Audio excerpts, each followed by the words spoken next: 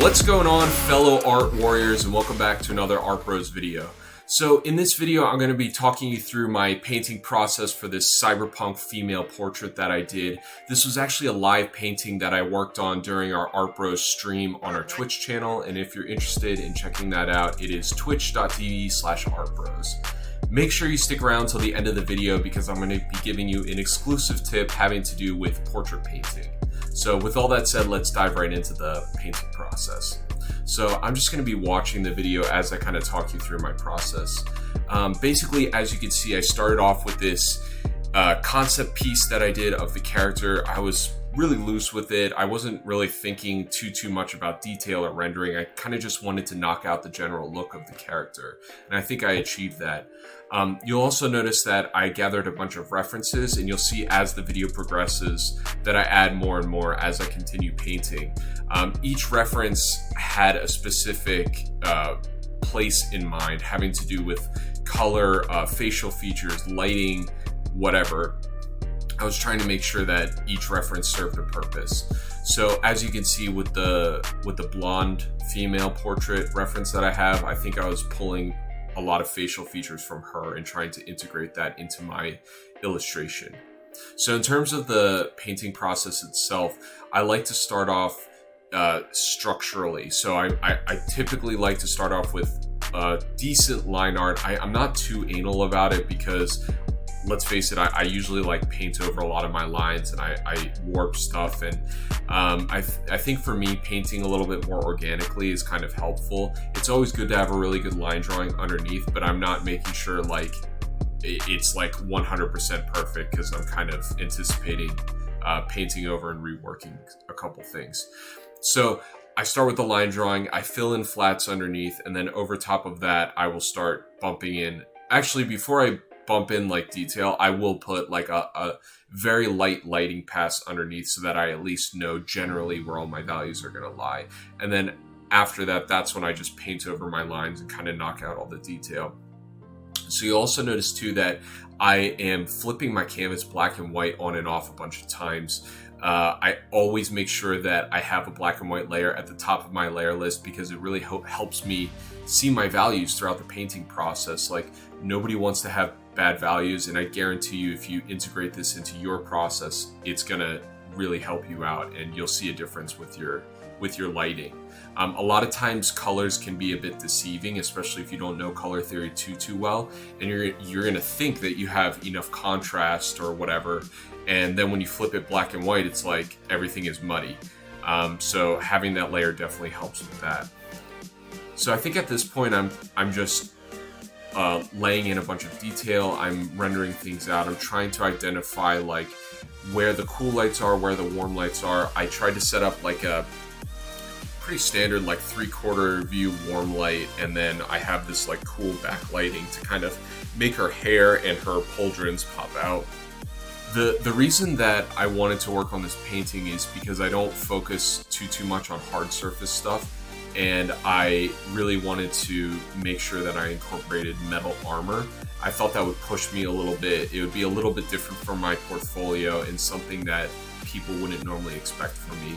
I also really liked this idea of having blue lipstick and this blue pattern and bright blue eyes and the blue glowing lights. I thought that would kind of tie everything in together, and I think what it makes her blonde hair, which is sort of like a warmer color, pop out amongst the rest of the cool tones in the painting, and really makes her head pop out.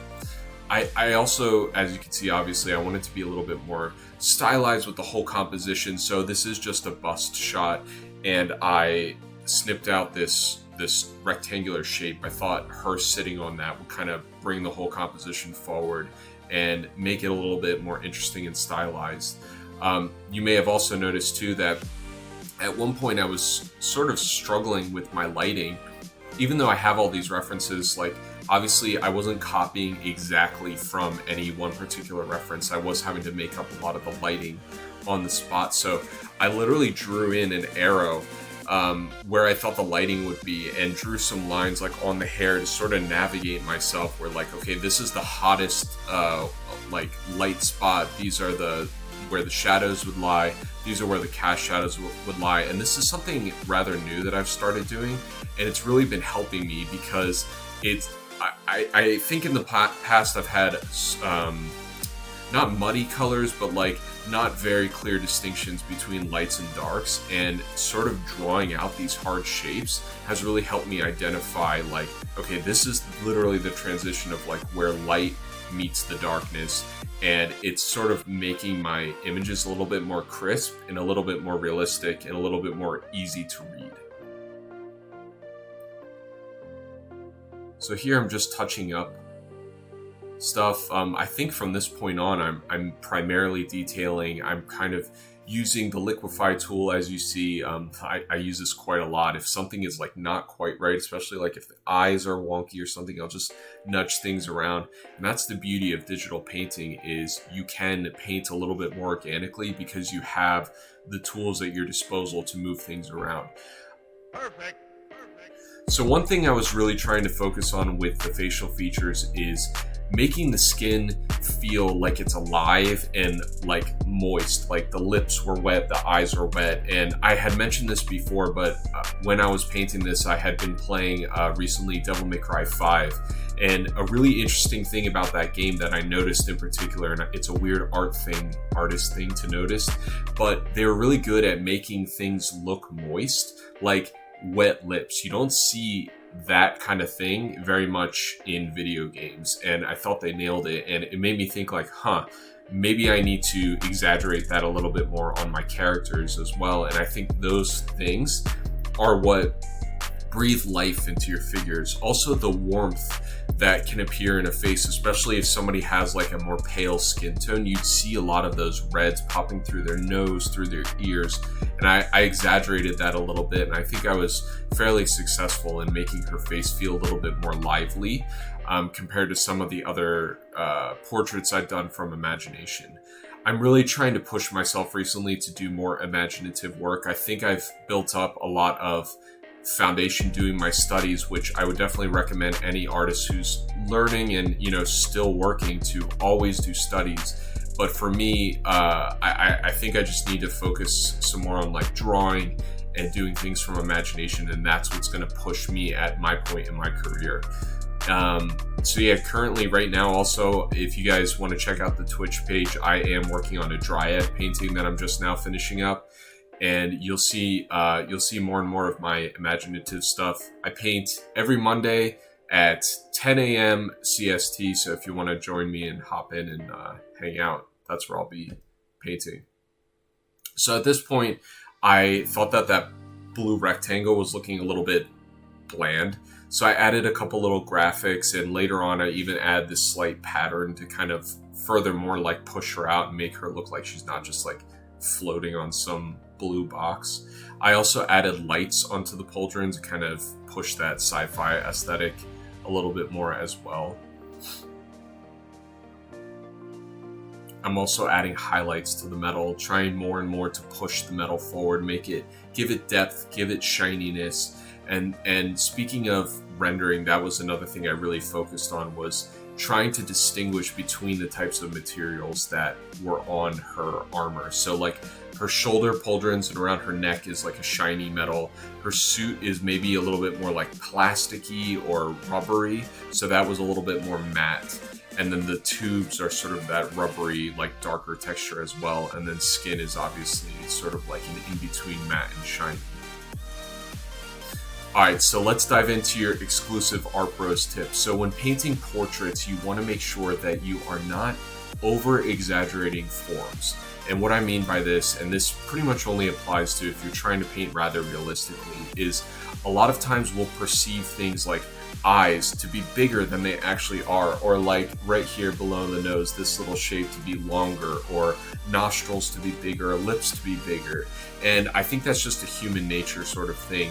A lot of times we perceive when we get an image in our mind of a shape, we want it to be apparent. And I think it's the subtleties, especially in portraiture, that really bring the portrait to life and make it look like as realistic as possible. So yeah, that's your tip. Make sure you keep in mind the subtleties and make sure that you are appropriately replacing the proportions of the face. So yeah, that's all for the video. Thanks again for joining me. Make sure you click the subscribe button, the little bell button. Make sure you like the video, leave a comment with your painting process, and I look forward to talking to you in the next video. See you guys. Bye.